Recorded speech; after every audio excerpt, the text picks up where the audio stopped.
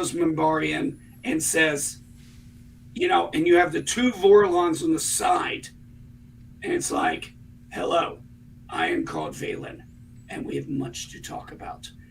That, and what became of Valen, because we never really got, we got who Valen was, but we never got to actually see Valen.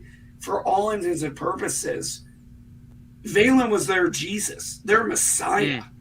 Right. I would love to see that. Because I think it would be. I think it would be gripping television. The last war ended. Babylon 4 going there was the reason why the war ended between the Vorlons, the Shadows, and others. And it was like, oh God, I used to say, God, I want to hear this story. Wouldn't you love to write it, to help write it?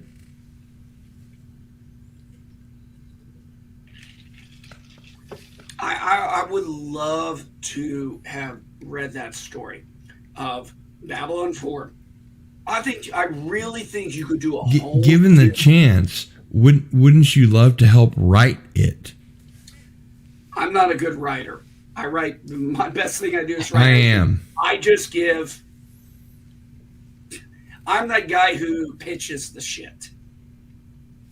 Excellent. I'm the guy that writes the shit.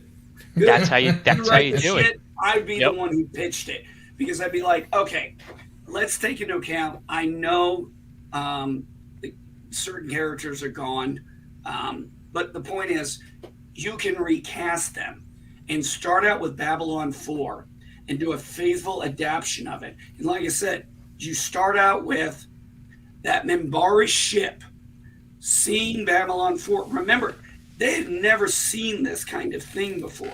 Right. And then, like I said, Zathros coming over and saying, come. Actually, I'd love more Zathros. I always thought he was a great character. And you have to remember, this would take place 5 years before Babylon 5. Yeah, but... So I think there's a very rich vein to mine there. But it's even better because, remember, I don't know the timeline. How far back did Babylon 4 go? How far back in time did it go? That's one of the things I don't remember, but I remember them talking about it a lot at the beginning, like in the first series of Babylon 5. Elihu, Babylon 5 did have an atrium. They had a garden. Yeah. They absolutely had that. Yeah. That was shown. There were scenes that were shot there. Yes.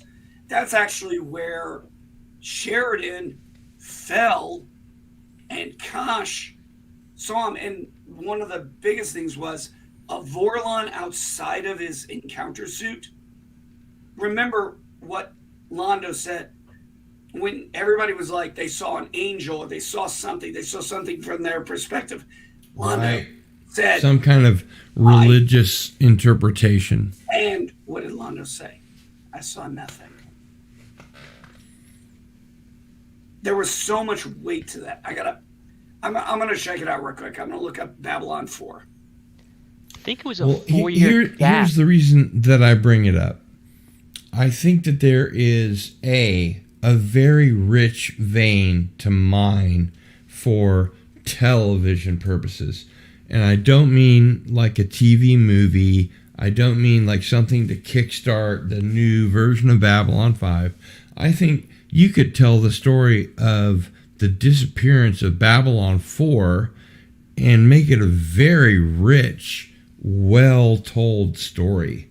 You know, I've actually got it a little bit better now.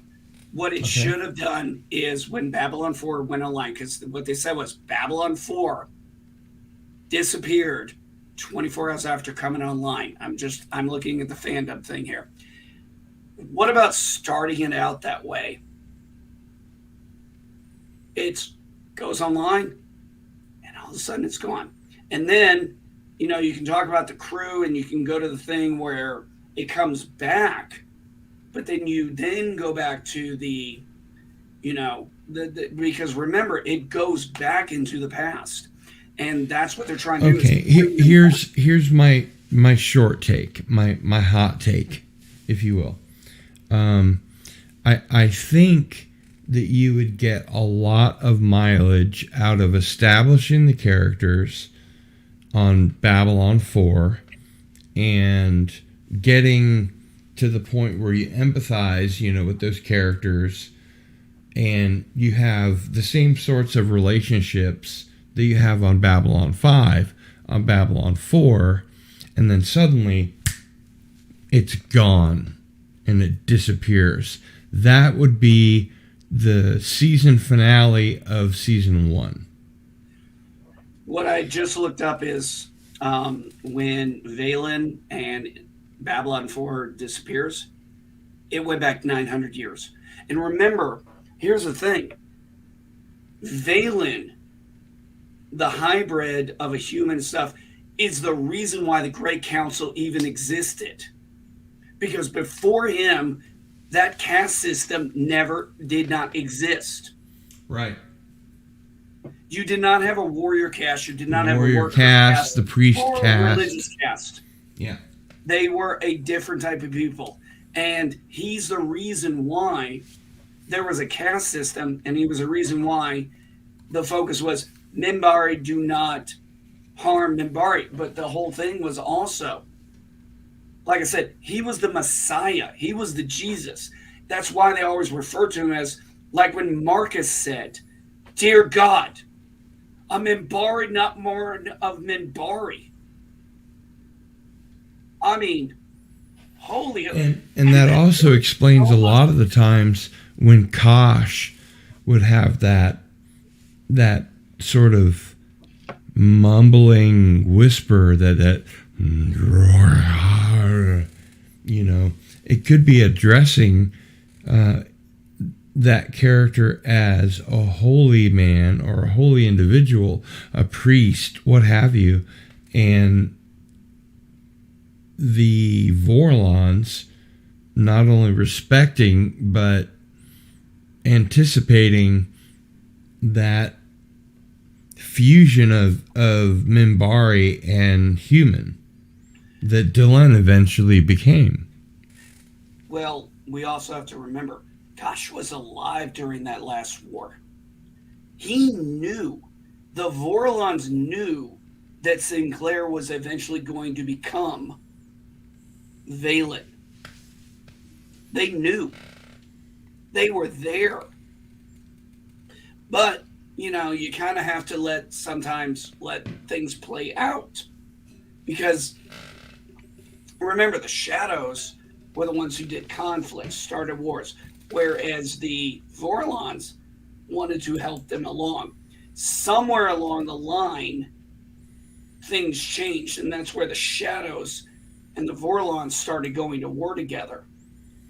And it's interesting because when you got, it's like when he told Sheridan, if you go to Zahadun, you will die. Actually, correct me if I'm wrong, NB Geek, but wouldn't it help explain why the Minbari gave up and just surrendered if that was actually there were a Babylon 4? I don't know. That was explained in Babylon 5 with one of the movie, or was one of the things where they realized that when they grabbed Sheridan, that hole in his mind, they were wondering, why are these humans fighting so bad? They know they've lost. We're going to annihilate them. This has become a holy war. And they take him, and they're like, he has Minbari blood. Not only does he have Minbari blood, but he carries the blood of Valen, not realizing he is actually Valen. And they're like, who is Valen again? Valen was their Messiah. Valen was the one who created the caste. Valen was the prophet in Babylon. He was the one that sort of organized their entire caste system. Yes, that's what I'm saying. And when they said he's not just got the blood of Minbari. He has the blood of Valen. And they said in that, Minbari do not harm Minbari. That has been our foundation. I mean, there was an episode where... Is that why they gave up after 10 years? That's exactly why they gave up. Once they realized that they were killing their own, for lack of a better term, their own cousins. I mean, right. Yeah, that's why they surrendered. That's why they did unconditional surrender. And only the Great Council knew. I mean, remember, the Great Council was based on three warriors, 3 workers, 3 religious, and the one. Right. Okay, so knowing what I know, that I'm friends with Tracy Torme, and he's friends with J. Michael Straczynski. You're going to have to explain to me who Tracy Torme is. I'm not familiar with who that is. You don't know who Tracy Torme is? I'm not familiar with the name. Have you ever seen the TV show Sliders?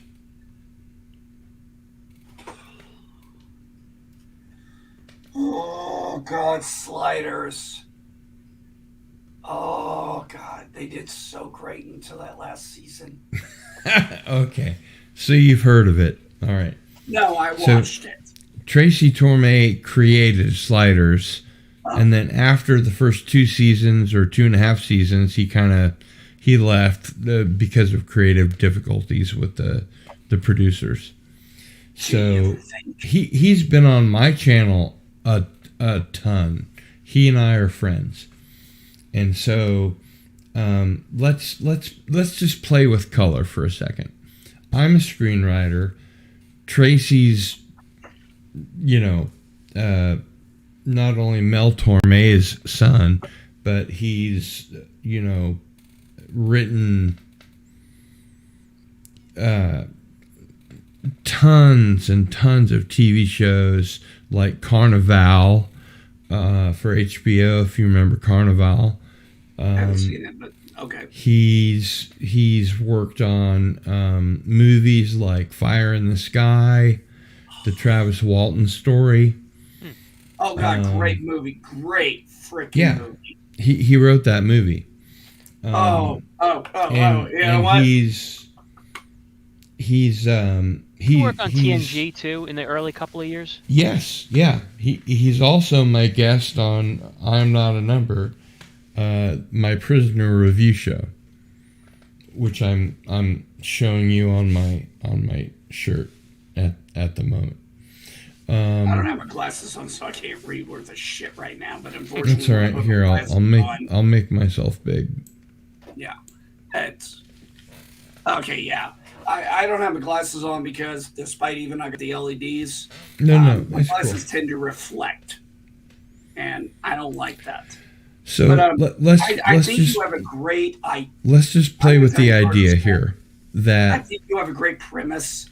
And honestly, you mentioned a show that I would love to see be redone. Sliders. That had a great original concept.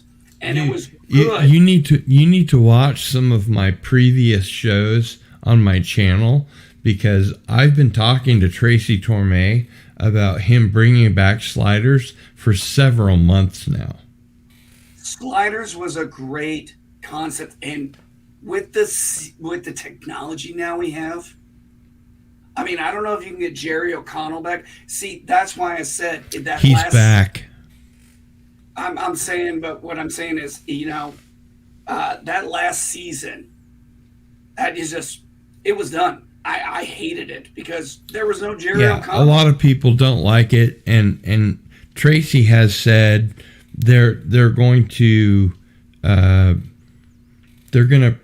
act as if the last 2 seasons aren't canon at all. They're just going to dismiss them. What about the fact that, one of the great things that Tracy wants to bring back the original cast of Sliders? You mean the original, like the original Crying Man? Uh-huh. Seriously, dude, you need to go back and watch episodes of my show, Masters of the Genre. Go back into my playlist, Masters of the Genre, and it'll blow your fucking mind. Yeah, because Sliders had a great concept. And I mean, Jerry O'Connell and his brother, I mean, when his real brother showed up, and it was like Charlie. My brother's world. And, you know, it was so unique. It was the subtle differences of each Earth they went to. And what was his name? Arturo? Arthur? Yeah, Arturo. Professor Arturo. Oh, God. I loved him. John Rhys Davies has signed up for the continuation of Sliders. I was gutted when he died. I mean, what about he's the not fact dead. that also... He's not dead. No, I was gutted when he died in the show. Yeah. But here's the thing. The great thing about Sliders is there are plenty of universes in which he's not dead. Exactly. But that was the great thing. Every time they slid, it was a new Earth and different and subtle differences. Like the point, and I'm going to have to get off here because I got to take care of a few other things. Hey, Ambassadorial Wing, I need to let you know, if you didn't see your DM, I'm not going to make it tonight because my wife's not feeling well. So I am not going to be able to be sorry to hear that. Well, yeah, I was going to be on to talk with him about Ghostbusters Rebirth. And I'm like, I don't want spoilers because everything I'm seeing from people saying it's good. But Sliders was I'm here to tell you that Tracy Torme has told me personally that he's bringing back the original cast. Did he tell you? Because I did read that he said that he's going to make sure that the revamped Sliders is not woke too, which is a breath of fresh air. He said to me, and it was reported in the news, I promise it will never be woke. Amen. I haven't even heard. Cardinal Sin, I need to be watching your channel more because I didn't even know there was an idea of bringing back Sliders to continuation. And you know what? Yeah, drop those the last 2 seasons. They're just going to ignore this. Ball. I'm going to say is, give me Cue Ball. Give me my Crying Man. Crying Man is back. Oh, God, I would love that. It's confirmed. It's confirmed. It's so rich. He's just looking for a home for the show where he'll have total creative control and they're not going to fuck with him. And you know what I told him? That's why. You know what I told him? I told him stars. There you go. Well, one of the things too was, when we get to those last 2 seasons, you can tell. I mean, if you really look at it behind the scenes, shit was going on because characters were gone. I mean, when the last season came out, and Tracy left after the first 2.5 seasons. Oh, no wonder the show went to shit after that. No wonder that would probably explain why the actor who plays Arturo left. Here, let me see if I can find the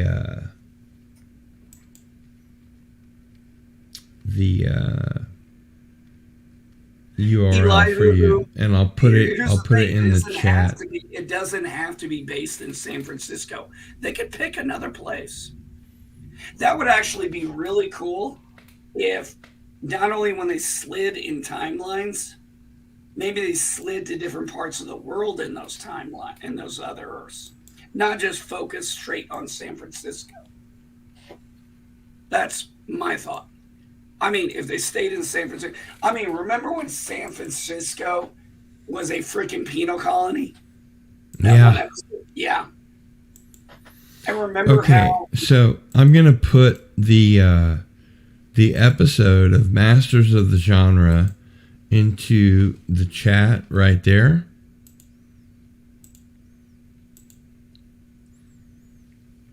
So go ahead and watch that. Yeah, You I'm can see copying my it right now. interview with Tracy Torme and Mark Scott Zachary, who took over after Tracy left. All right, I'm pulling it up. Let me hit the pause button here, just so it doesn't. Oh, okay, good. It's muted. But yeah, And sliders. I your am the idea of that I am the only person on YouTube that has a connection to Tracy Torme. I am the only channel that he's come on and talked about Sliders coming back and bringing it back with the original cast. It's made the news 3 times. We have been covered 3 times on bleedingfool.com. It's kind of a big deal. It should be a big deal. This was a amazing. I mean, this is like saying, "Hey, we're gonna," you know, that was Sci-Fi Channel when it was actually the Sci-Fi Channel. For the most part, Before it was Siffy. yeah. I mean, it when Stargate SG-1 left Stars, they picked it up. We got Atlantis, a show my wife and I absolutely love, and I have all of it here. Oh, me too, man. Me too. Sanctuary. I love Stargate, SG-1, Stargate Atlantis. Big fan. I was a latecomer to those shows. I'm actually, believe it or not, I'm still finishing them up. I'm on the final season of Stargate. Did you know that they're bringing Stargate back too? Yeah, I've heard that. Now, are they bringing it back with? Is it a reboot or is it going to continue? Where? No, it's a continuation. Okay, so I got to finish that up soon then, because I'm on the final season of Stargate, and I'm on, I guess, the 3rd season of Atlantis. I remember when. Okay, I'm gonna tell you how I saw Stargate because I was living in areas where Sci-Fi Channel wasn't in existence. I couldn't get it, and I was on base in the military, and we have a library there, and and they had, like, I think at the time 8 of the seasons, or they had all of it, and I was able to take them home and watch them, and I was like, oh. I mean, when Amanda Tapping said the MacGyver thing, I was just like, I started laughing my ass off. But Amanda Tapping, people were like, why didn't she stay in Atlantis? Because she moved over to a show she had been trying to promote, which was called Sanctuary. Yeah, Sanctuary started out as a web series and eventually became a TV series. Yeah. Let's see if I can find it. I thought it was very inspired.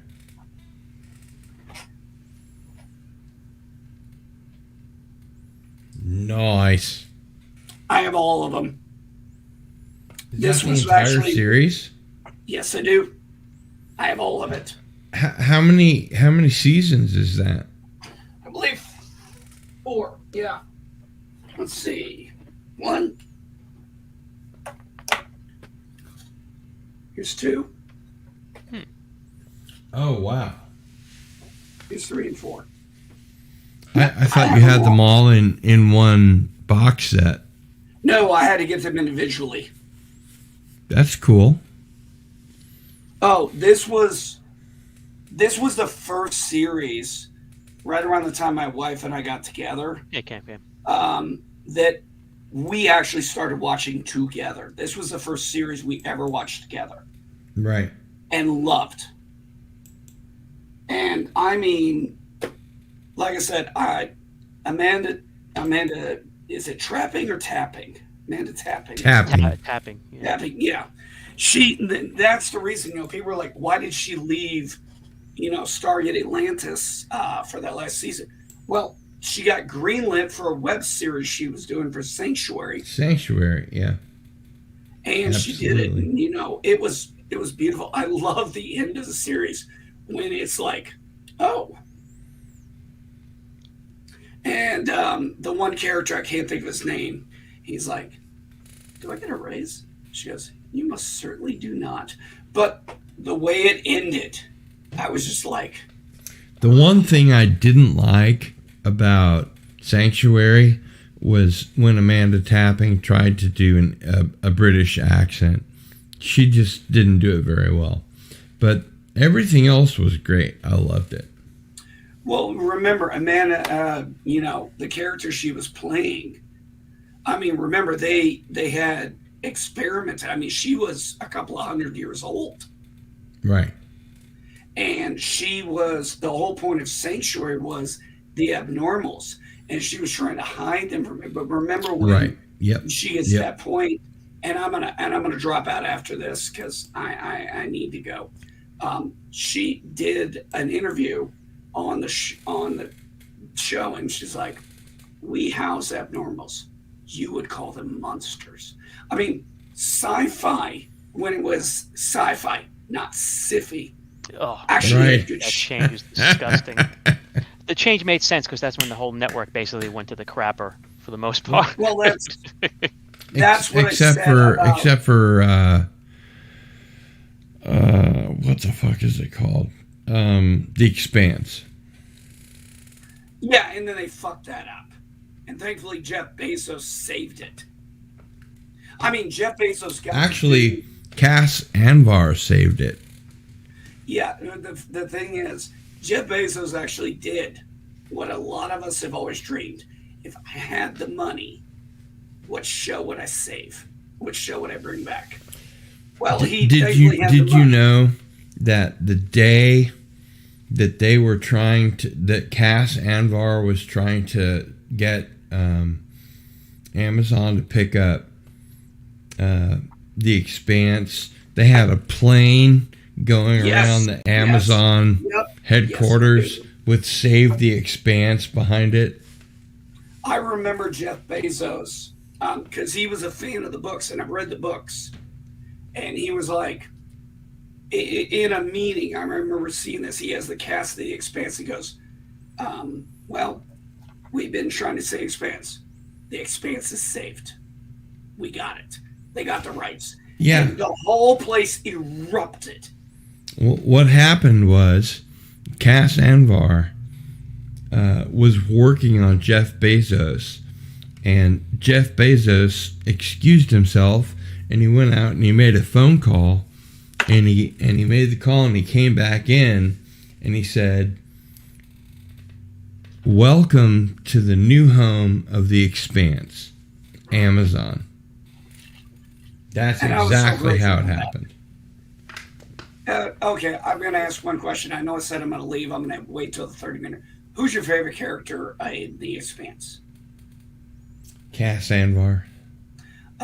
Mine is... Oh, shit. What's her name?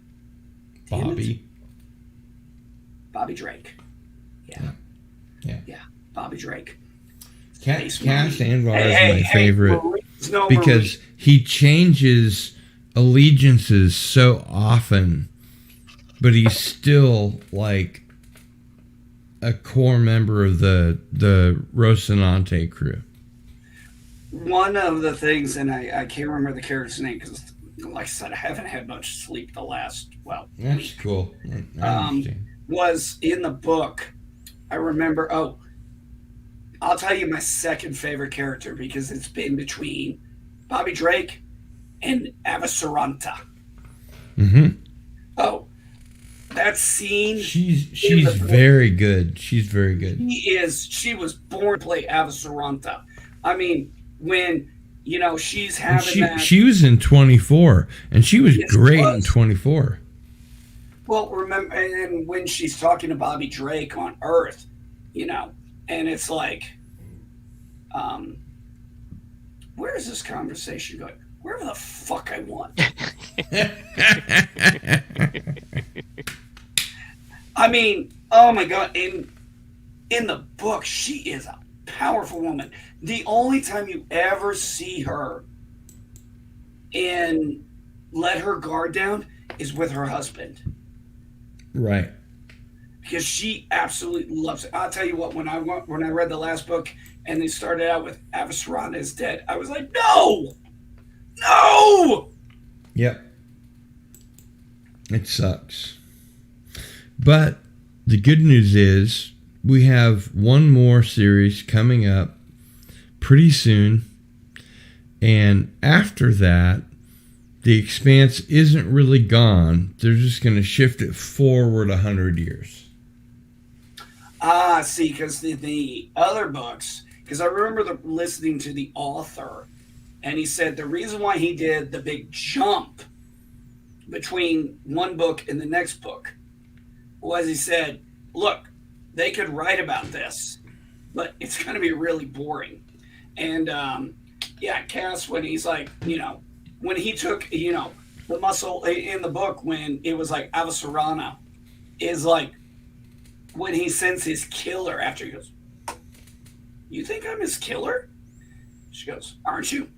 Nah, I'm a mechanic and stuff, but you think I'm his killer? I like that. By the way, remember, he's the only one. Did you know? Did you know that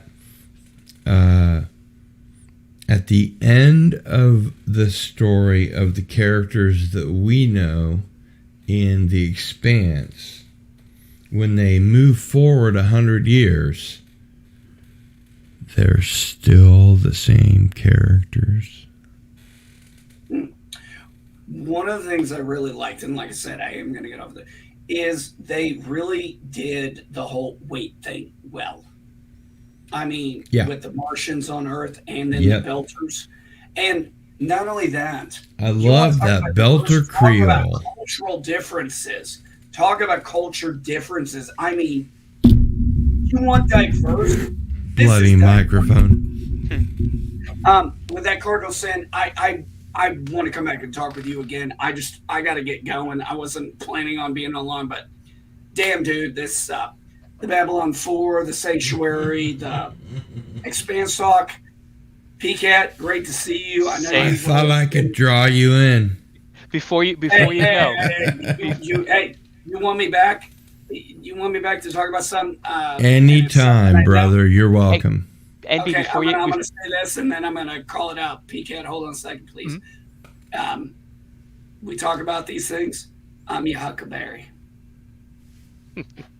Hey, before you go, real quick, what would be an amazing conversation for a stream is you touched, both of you guys touched on it. If you had the money to resurrect one show from the past, what would it be? That's not fair. That's not fair. No.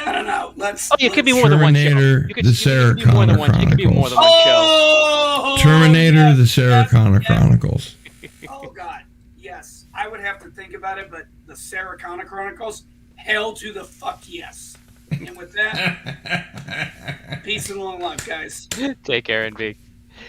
Cardinal, real quick. Because that could be.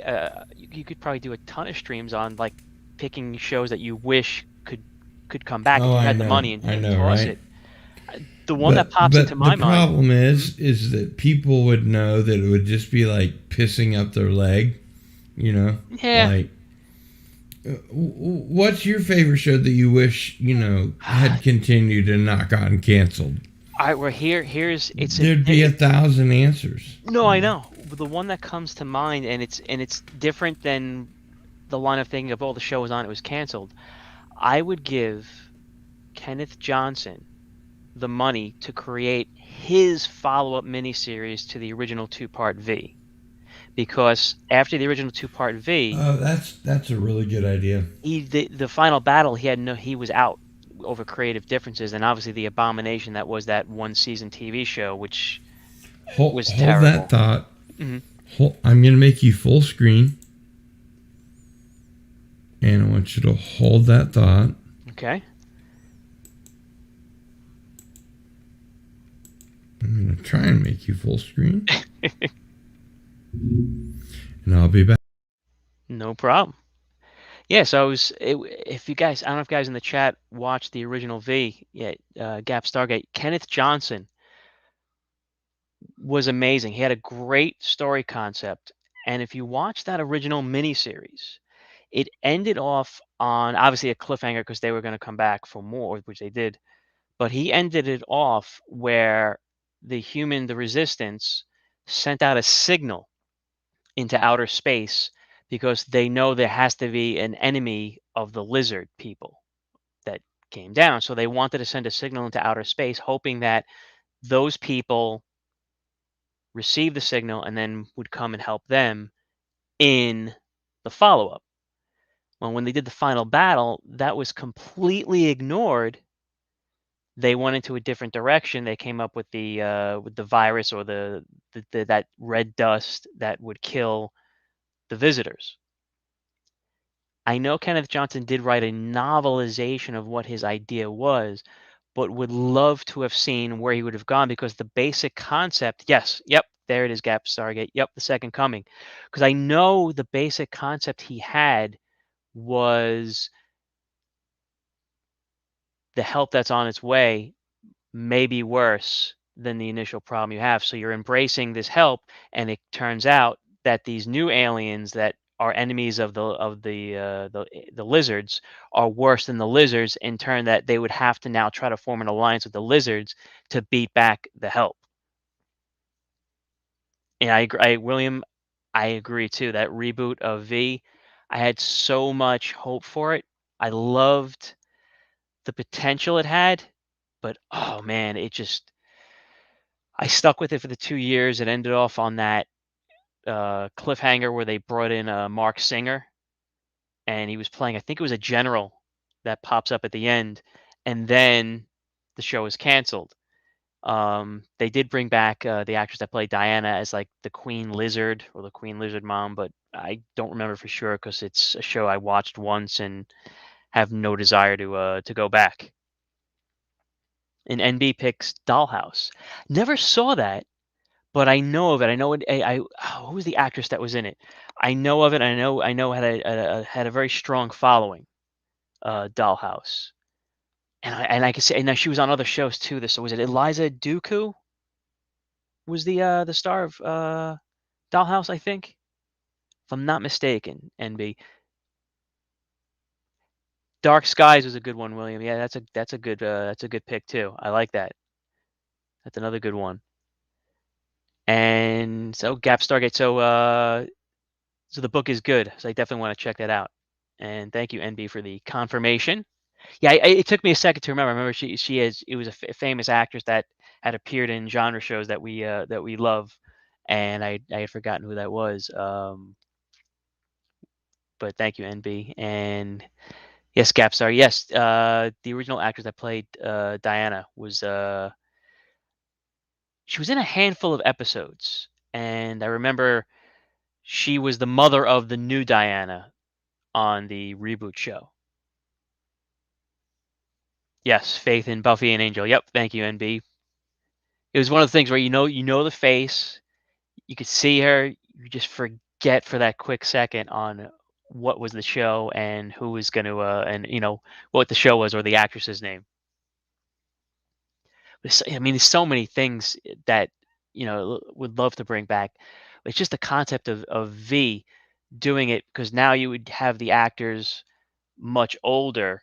And I think they were in the book. If you can confirm that, Gap Stargate. I think it was another generation later, where the resistance was older, and then they were dealing with what they thought was help on the way.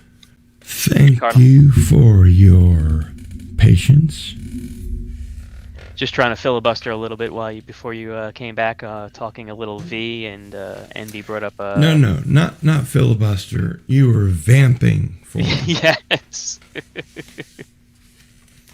We're not senators. You were just vamping. Yes, that's a good point. I don't want to be. But I appreciate your doing so. No. I had a full bladder and I had nowhere to go. All right, let's see who we've got here. We have a lot of Gap Stargate. We have Keely Chow. Let's say hello to Ambassadorial Wing. Sliders was good. Not a huge fan, but I enjoy it. I say Eliyahu because that's how it's pronounced in Hebrew. So that's how I say that. Geek, I did see your message. Take care of the missus. William Schaefer, Professor Arturo was the glue that held the show together. I agree. Mm-hmm. Tracy rocks. Yep. And your one and only YouTube connection to Tracy Torme is right here on the Cardinal Sin channel. I was reading the article that referenced you with your interview with Tracy Torme. Wasn't that interesting? Yeah. I had seen the headline. I never read the article and never realized that it was you. Yep. It's me. Nash Bridges was filmed here. Okay, cool. Oh, which Eli, by the way, I swear I saw a commercial that they're bringing Nash Bridges back for like a reunion movie. I wouldn't be surprised. Yeah. It's got Kevin Costner in it, right? No, the Don Johnson. Don Johnson. Yeah. I always get those fuckers mixed up. I hate both of them with a passion. So you weren't a Miami Vice fan? Not really. I was surprised they never brought that show back. I thought the writing was pretty good. I just didn't care for the actors. Well, you had Michael Mann was the driving force behind that show. Obviously, he's done some great work. No, Michael Mann's pretty cool. Yeah. Underrated Michael Mann show? Who? Underrated Michael Mann show, the first season. Cam was trying to yodel, I think, there. William Schaefer says, with all the reboots, why not bring back Sliders? Red Tigress, Sanctuary rocked. I loved it. Loved that show. They might be interested in continuing that show, I heard. Eliyahu, later, y'all. Time to hang out at the laundromat for a couple hours. Gap Stargate, smiles, smiles, smiles. Smiles, everyone, smiles. Don't you love those blasts from the past? Mm-hmm. Tattoo, smiles, everyone, smiles. The thing I can't get over is that in the Wrath of Khan, those were really his pectoral muscles. Yep. I can't get over that. I'm like, are you fucking kidding me? So many people thought it was fake for many years. I know, but I'm like, okay, the guy is like in his 60s or whatever, and he's worked out so his pectoral muscles are that big. Yeah. I'm like, what the fuck? give him credit. Ricardo Montalban enjoys the rich Corinthian leather. I give him a lot of credit for his age staying in shape, because I remember I was watching the Wrath of Khan on TV one time. It was on HBO, and my cousin who's older came over. He goes, "Oh, look at that chest! It's so fake." And at the time, I was a kid. I didn't know any better. And then I remember what's the name, the director Meyer confirmed they were real. And then I read in Nimoy's book I Am Spock. He confirmed that yes, that was indeed. That was actually Yep. And the thing that I find the most interesting about Wrath of Khan, which is the best Star Trek movie, hands down, period, no bones about it, is that Shatner and Montalban never reacted to each other. Mm-hmm. They shot their scenes separately. They had some script girl read the other person's lines. Yep. And it still came out so powerfully. It was I think amazing. Shatner did have the advantage of being able to at least see what Montalban's scenes were, but that's you're 100% possible, accurate. yeah. You're Well, I 100% mean, one of spot them on. would have Mothball had that nothing advantage. to play So. off except the script girl reading the Shatner lines. But I really like the part where Shatner said, "We didn't do anything. We got caught with our pants down. The only thing that saved us was the fact that we knew something about Federation ships that he didn't." Mm-hmm. And he was talking about the code Prefix codes. that would bring the shields down. That Yep. was awesome. That was great. Yeah, NB talking about Montalban getting back into the mindset of the role in the chat. I mean, did you ever? By the way, did you ever see the reboot of Fantasy Island with Malcolm McDowell? I didn't. A friend of mine kept urging me to because he thought it was done pretty well. It was really cool. There were two guys that Mr. Rourke had brought back from the dead. And they were like his flunkies, right? And every time that he wanted them to do something that they found distasteful or they didn't want to do, he would say, "I can put you back exactly where I found you." Interesting. Which means, dead. And it was Malcolm McDowell as Mr. Rourke, so it was very cool. Good actor. And I think we just lost the Cardinal. So while I am filling the gap, so to speak, the Wrath of Khan, if you were to pick... Oh, you're back. Okay. Unfortunately, it only lasted a short time. Would it get 1 season, 2 seasons at most? I think part of a season, yeah.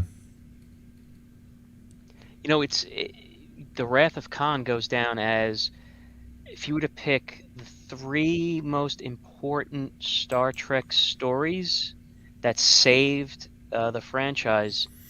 Montalban asked for a copy of Space Seed to get back into the role of Khan again. Yeah, because it was, I didn't know that. years.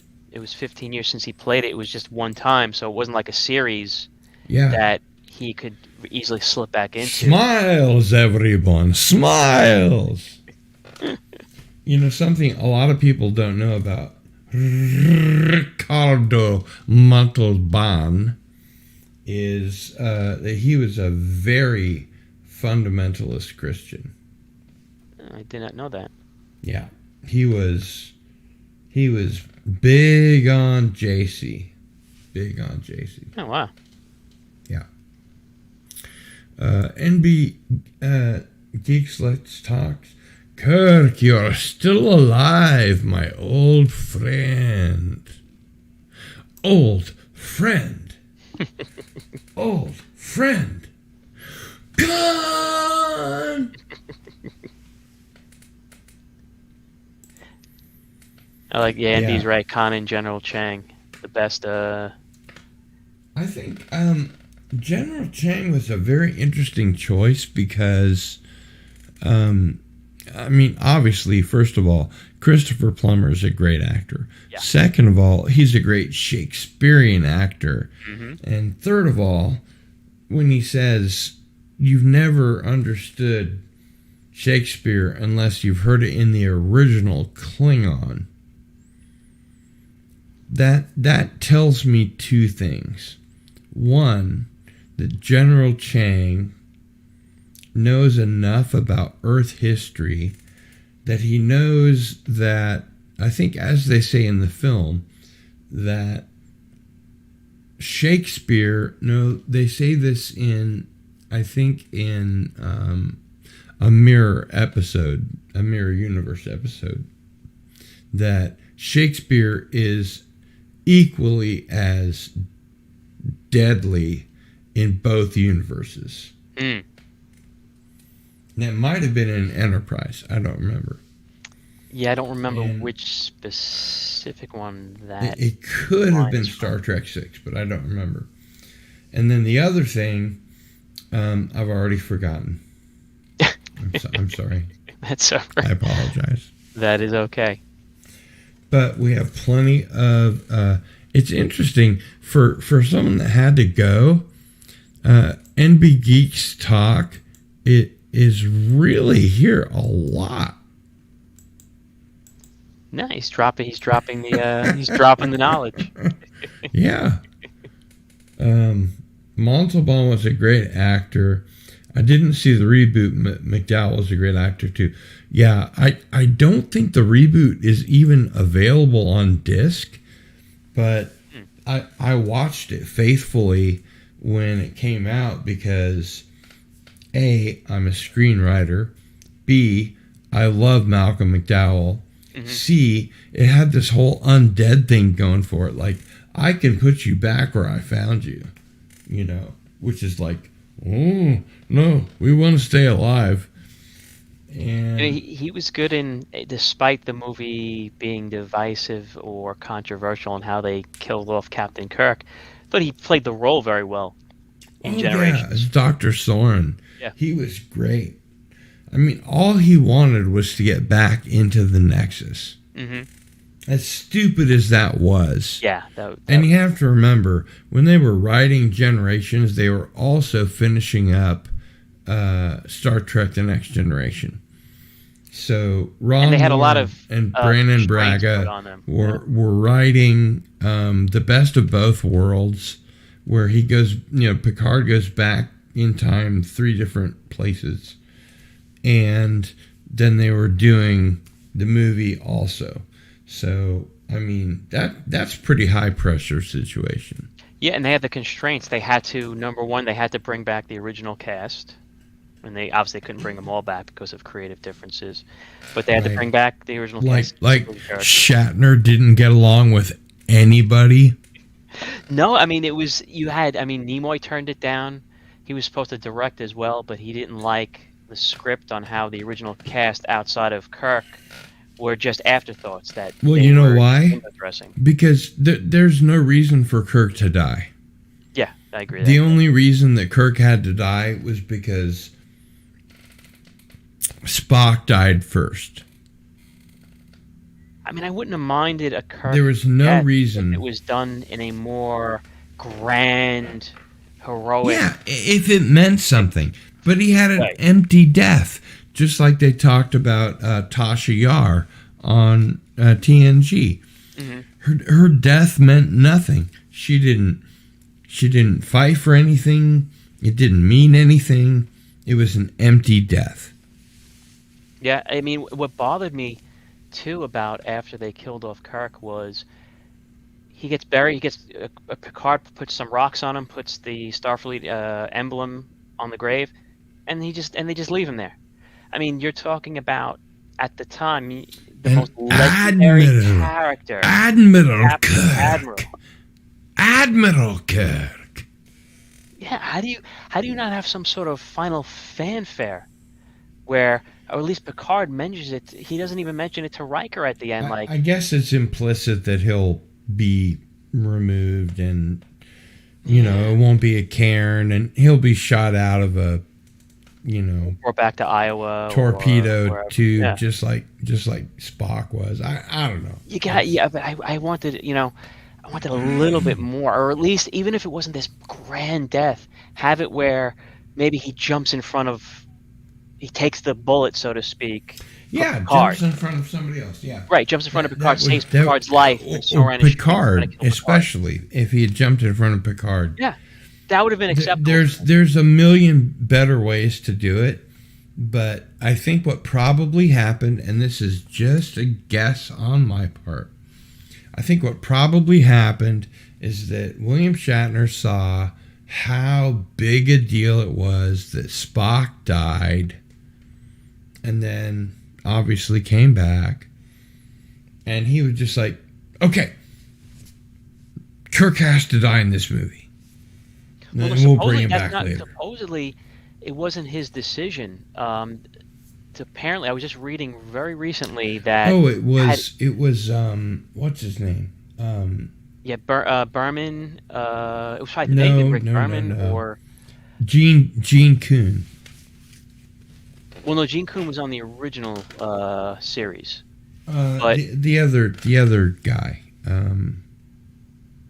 Berman, Braga, No, Pillar. no. But from what I read, they said that they were going to kill off Kirk whether he was in the movie or not. So they had told that to That's Shatner. funny. So Shatner decided, well, if they're going to kill me off, better for me to at least go out on screen than it for just to be a written piece of dialogue. They could never kill Kirk off screen. I'm sorry. That would, I mean, if he didn't do it, People would that was their plan. revolt. Yep. People would revolt. So that leads to questions. The that funny as bad thing as it is, was, he did the I right. He took the PCAT. bullet. I took a bunch of. By the way, I have stuff for you that you won. I need your address. So before we're done, after we stop the show, stick around because I please need your address so I can send you the stuff that you won. Well, thank you. Oh shit! Now what was I talking about? About Kirk's death, and as NB points out too, yeah, he was originally shot in the back in the script. No way! Really? Yep. I think there's footage you can see of it too, unfinished footage that is out there of him being shot in the back. Yep. That's just wrong. Yeah. That's all kinds fans of didn't wrong. like it in the preview, so they brought them back, and they shot the ending where he dies on the Hello bridge. there.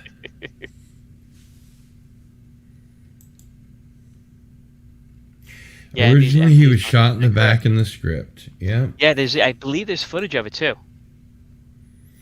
Where's that damn torpedo? She's ready, Jim. Lock and load. Fire. To be or not to be.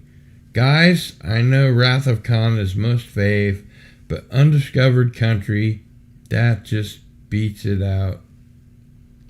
I can't. I won't. I wouldn't argue. I mean, I can say, for me personally, Cam Khan, but is I here. don't disagree. I can't argue with that because it's. Cam says there are so many reasons Shakespeare has endured and been revered for centuries. That's true. Tickle us, do we not laugh?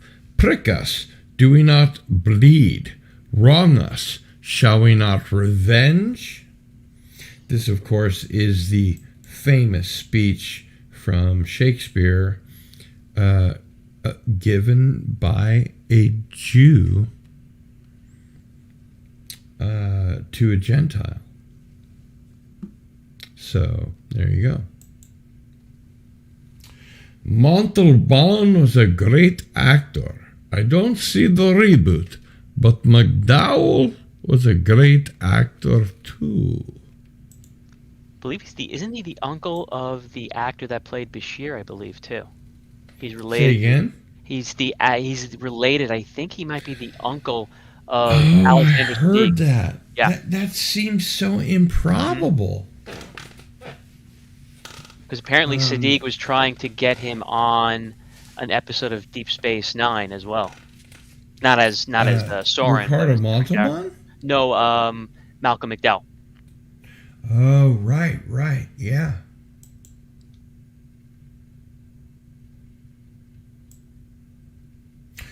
Montalban asked for a copy of Space Seed to get back into the role of Khan again. I mean, that is commitment. I would have, if it had been me, I would have at least wanted to see at least the episode I was in. I probably would have wanted to see more than that. I mean, wouldn't you? Well, I mean, he only needed to see the one episode because he was only in the one episode of Montalban. Yeah, but I mean, wouldn't you have wanted to see more of Star Trek than just the one that you were in? Just to, damn microphone. I guess. I mean, I would also assume the time factor. He's doing another show at the same time, and his main goal is to get back into the mindset of the character. He's using his hiatus from Fantasy Island to shoot Wrath of Khan. So, yeah. Yeah, and his interviews, he talks about how he had to change. He got into the mindset, but he had to change who the character was because he wasn't this idealistic person that he was in Space Seed. Because now he's bitter. No, now he was later. Yeah. Now he was in it for Revenge. I'm glad they Sorry, changed the name I of the can't movie. trill my R's like I used to. It's a good thing they did change the name from Revenge of But Khan. you remember the name of the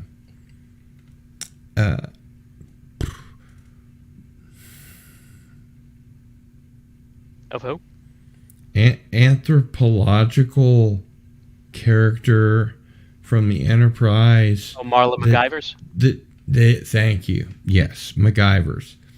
So she couldn't survive. She didn't make it, and that broke Khan's heart. Mm-hmm.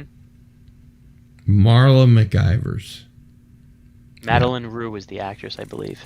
Oh, wow. Very nice. Well done, PCAT. Well done. PCAT from the chat says, very well done, sir. I tip my cap to you, PCAT. Or myself. But I think it really does take an antagonist on the level of Ricardo Montalban to play against Kirk, because you have to remember, again, and this is a very basic thing about acting, villains don't think of themselves as villains. They think what they're doing is the right thing to do. They just are wrong.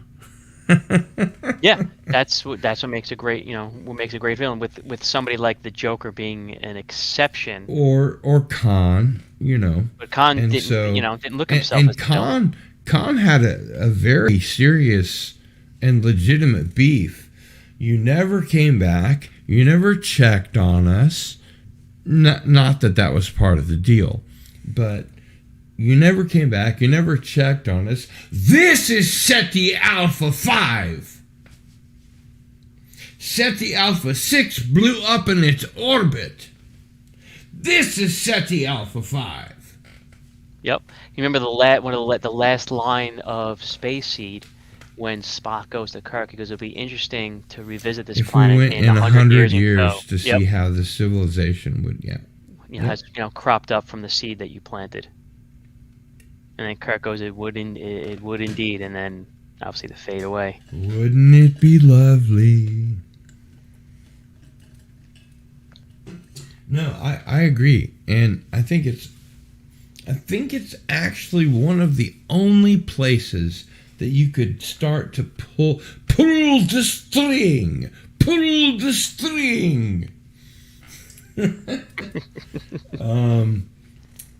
from the original series. I mean, let's face it. I'm pretty sure it was Gene Kuhn had Nicholas Meyer come in, and Nicholas Meyer had like 4 scripts, and he said to Gene Kuhn, all right, let's go ahead and put everything into two columns from these 4 scripts. All the things you like, let's put on the left side. All the things that you can live without, let's put on the right side. And that they did. Yeah, Harv Bennett is the producer. Harv Bennett. Yep. That's who I meant.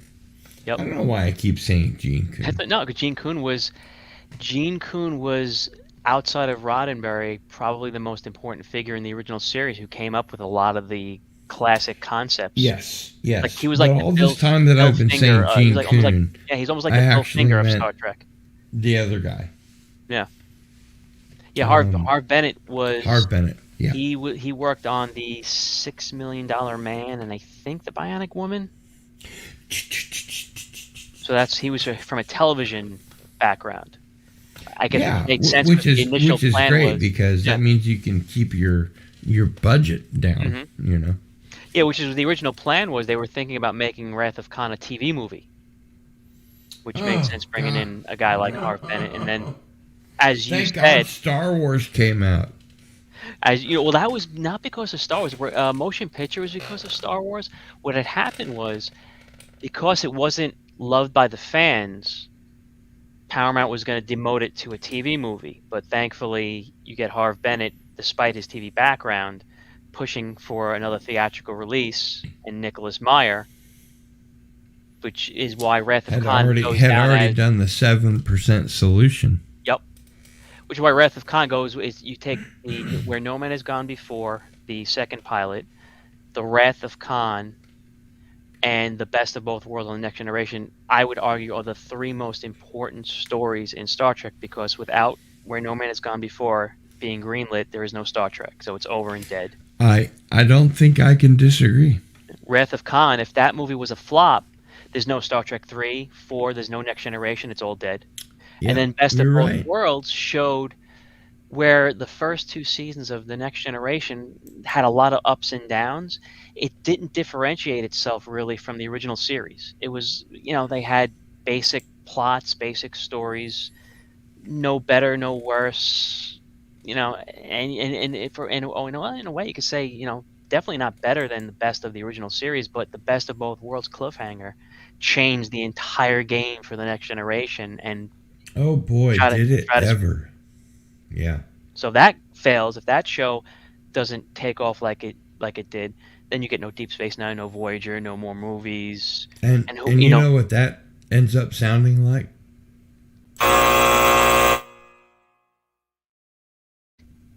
Sorry, I had to. yep. God, how much different would our lives be if there was no, and I a lot know, of writers right? too, and writers, and people that, there are people that became astronauts, people that became physicists, people that became engineers because of Star Trek. You take that Oh away, yeah. In a big way. In a yeah, big way. Yeah. take all that away, and God, so many things are different. Technology. I mean, and I believe, and B, if he's still out there, could correct me. I believe that the Navy studied the layout, the design for the sick bay in the original series, and used and incorporated that into naval sick bays. Actually, there's a really interesting story that's rather brief that I will relay. NASA came to the shooting stage on the original series and said, how do you get the doors to open when somebody walks up? We've been trying to figure that out for years. and they said, oh, we've just got one guy on either side, and they just pull the door open and then they shut it. They just slide it open and slide it back. And they're like, oh, that sucks. That reminds me of another thing similar to when Thunderball came out. I was watching the documentary on Thunderball, the James Bond movie. So Mm-hmm. apparently somebody from military intelligence called up one of the producers from Thunderball, and they wanted to know about that special device that Sean Connery Bond uses to breathe underwater for whatever it is, 5 Oh, minutes. the Whatever it was. breather. Uh-huh. Yes. So they had asked, how long does that work for? And the producer goes, about 2 minutes, or however long you can hold your breath. And they said it was like dead silence on the phone, and the guy just basically hung up because he was embarrassed because it wasn't a real working thing. It's just how long the actor can hold his breath is how long it works. Because it didn't work. Yep. That's great. No, they just had a scuba tank off screen. Yeah. Some great stories on that movie too. But yeah, that's That's the thing, hilarious. they thought it was a real working special device. Little breather, yeah. Yep. They'd figured it out. Yep. That's really funny. The was gonna say NB's got some good episodes he put in there. Okay. PCAT, we've got some chats we need to get to. Yes, sir. So I'm going to let you read this one. Okay, so Cam says, There are so many reasons Shakespeare has endured and been revered for centuries. Absolutely. Go ahead. NB Geek says, "Where is that damn torpedo?" "She's ready, Jim. Lock and load." Fire.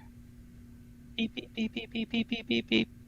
To be or not to be. Adding my cheap effects. So, and then he says, "Guys, I know Wrath of Khan is most fave, but Undiscovered Country, that one just beats it out." I can't bit. argue. I mean, I personally give the edge to Wrath of Khan, but I can't argue. Here's the Great reason movie. I can't give number 6 over number 2. Bloody microphone. The orange Klingon blood. I'm sorry. Oh, you mean the I can't- Pepto-Bismol they used for blood? Yeah, I can't go there. That's You know why they did that, though? No. Apparently, if they used regular red blood color, the color for blood, red, it would have given it a R rating because of how much blood was there, so they had to change. Are you serious? Yep, that's the only reason why they did that. Oh my fucking god. So they were, in a weird way, they were forced to use Pepto-Bismol for the blood. Number 1 says, "Hello there." All right, this one's for you. So NB Geek Let's Talk says, talking about how Kirk died in Generations, at least he went out saving millions of lives. That is a good point. Cam from the chat says, "Kirk could never die off screen. People would lose their minds. He should have had a hero's death. Self-sacrifice." This one's yours. Cam says, "Everyone is the hero of their own story. Khan was right." Yep, that's correct. Yep. NB Geek Let's Talk says, "Admiral, I've hurt you, and I wish to go on hurting you. I shall leave you as you left me, as you left her, marooned for all eternity in the center of a dead planet, buried alive, buried alive." Not too bad, I Not think. bad. Not bad at all. This one's yours. Okay, so NB Geek says, "This is a character where you have to, who is the real villain or villain? Like that is like Chang is what real Star Trek is." One more. GAP or Gap Stargate says, "Yes, he did." Yes, he did. Mm-hmm. Gap Stargate. Everybody, have a great day. I've got a ride. Good to hear. And Go ahead. Cam says, $6 Million Man was a seminal show for me. I wish I still had my 12-inch action figure. What a great show. And no, that was. it wasn't a seminal show in that sense. Come on. Don't get your mind out of the gutter. Come on. Gap Stargate to the store. Great STE, whatever that is. A great stream. Thank you. Gap Stargate, later take it easy. NB Geeks, let's talk. For me, yep. At PCAT, measure of a man in the pale moonlight, devil in the dark, doomsday machine. Interesting thing about the Doomsday Machine. It was written by Norman Spinrad.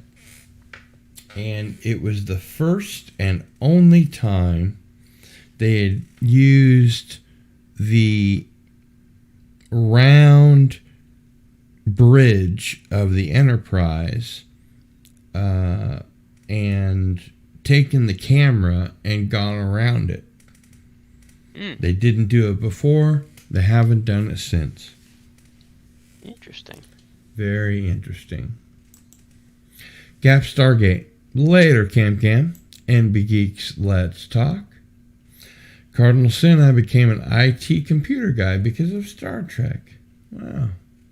I guess you were really disappointed that they didn't have tapes with no visible entry. All right, this one's for you.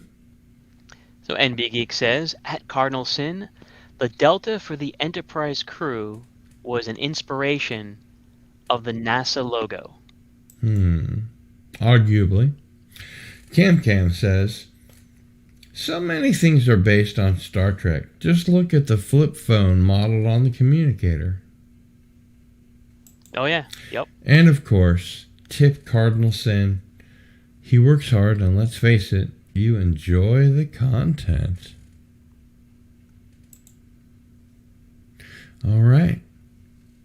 Well, I think we have reached our natural conclusion to this episode of whatever the fuck this was.